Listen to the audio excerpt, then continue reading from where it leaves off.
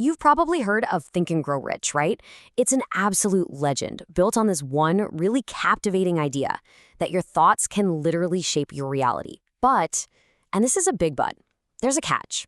There's a crucial piece that most people just completely miss. Today, we're going to dig into the one ingredient Napoleon Hill said was the real difference between just a passing wish and an actual tangible fortune. So it all starts with this one big idea. This is the promise of the whole book.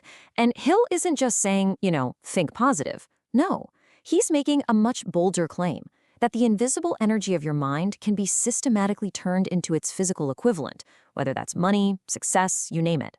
But how? How does that actually happen? Well, here's the crucial catch. This is the part so many people skip over.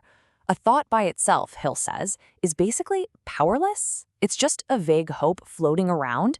It only gets its power. It only becomes a creative force when you mix it with three key things. And the one that really lights the fire for everything else is what we're talking about today, a definite purpose. Okay, so here's our game plan. First, we'll break down why just wishing for things almost never works. Then, we'll get into the solution, definite purpose. We'll look at how it acts as a blueprint for your mind and the engine that keeps you going. We'll also talk about the stakes, because lacking purpose is a huge cause of failure. And we'll wrap it all up with these 6 practical steps you can actually use to put this to work. So, let's just tackle the big question head on.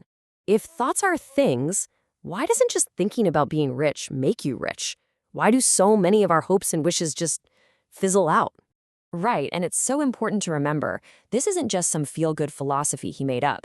Hill spent more than 20 years studying over 500 of the most successful people of his day. We're talking Henry Ford, Thomas Edison, people like that. He wasn't just collecting their opinions. He was basically reverse engineering their success to find a formula, a pattern that anyone could follow. And what he found again and again was this huge difference. On one side, you've got this vague wishing. You know the stuff. I hope to be wealthy someday. I wish I had more money. It's passive, it's flimsy, there's no real energy behind it. But on the other side, you have a definite purpose. That's not a hope, it's a command. It's taking a fuzzy wish and sharpening it into a laser-focused, concrete objective. And this brings us right to the heart of it all. A definite purpose isn't just one step on a to-do list. Hill calls it the catalyst. It's the thing that ignites the entire engine of achievement. So what is it exactly? Well, Hill defines it as the absolute starting point, and it's got 2 really critical parts. First, you need crystal clear knowledge of exactly what you want. Not kinda, not roughly, but down to the penny, down to the last detail. And second, you need a burning desire to have it. Not just a mild preference, but a full-blown, all-consuming obsession. You know what I love about this quote is how it reframes everything. It's not about luck, it's not about chance. According to Hill, riches are a response. They respond to very specific inputs, a definite plan, a definite desire. If you're not giving life a specific target to aim for, you really can't be surprised when it doesn't hit anything, right? But how does this really work? Is it some kind of magic? Not at all. Hill actually explains the psychology behind it, and he uses this brilliant metaphor of a blueprint for your subconscious mind. Okay, so imagine your subconscious mind is like this massive factory, and it's working 24/7 to build whatever you think about the most. The only problem is, this factory is super literal. It can't build anything from a vague order like, I'd like to be successful. It needs a detailed blueprint.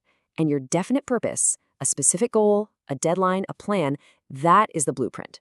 Once you feed it those clear instructions, it just gets to work, pulling in the people, the resources, and the opportunities you need to get the job done. The story of Edwin C. Barnes in the book is the perfect example of this. This guy shows up at Thomas Edison's office, totally broke, looking like a mess. But he had one thing that was incredibly valuable, an absolutely unshakable, definite purpose. He didn't just want a job. He didn't want to work for Edison.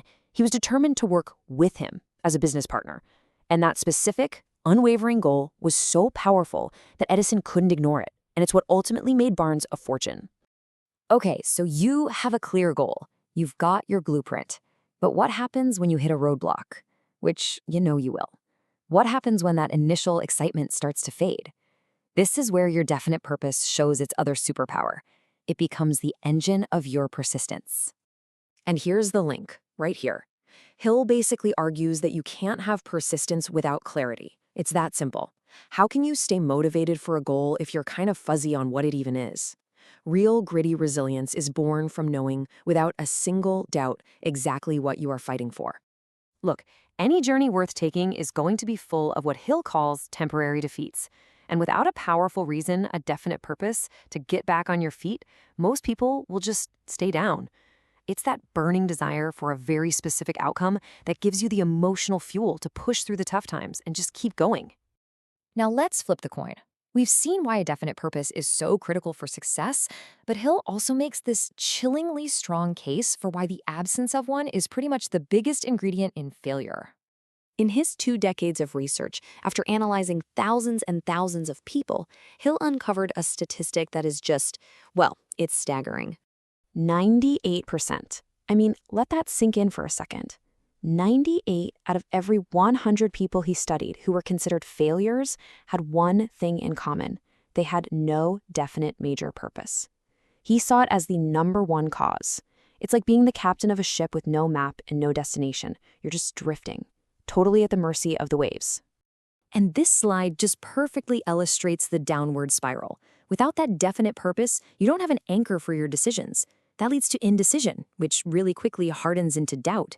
And doubt, if you let it fester, always invites its destructive cousin, fear. It becomes this vicious cycle that just paralyzes you and all but guarantees failure.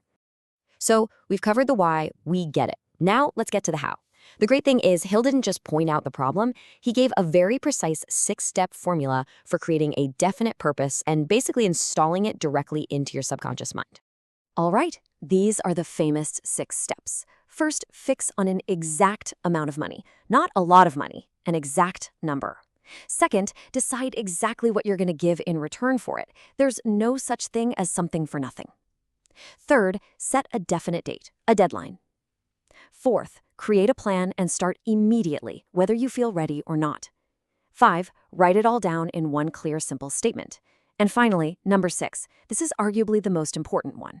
Read that statement out loud twice a day, and as you do it, see and feel yourself as if you already have it. That's how you program your subconscious. And in the end, the whole philosophy really comes down to this powerful idea that there's some kind of force in the universe that aligns itself with absolute clarity and conviction. When you know exactly what you want and you are completely determined to get just that, you stop fighting against the current and you start flowing with it. So, definiteness of purpose isn't just another goal-setting trick. Hill calls it the master key to unlocking your own potential. It's the tool that finally turns a thought into a thing. You've been given the key. The only question left is, what door are you going to unlock first?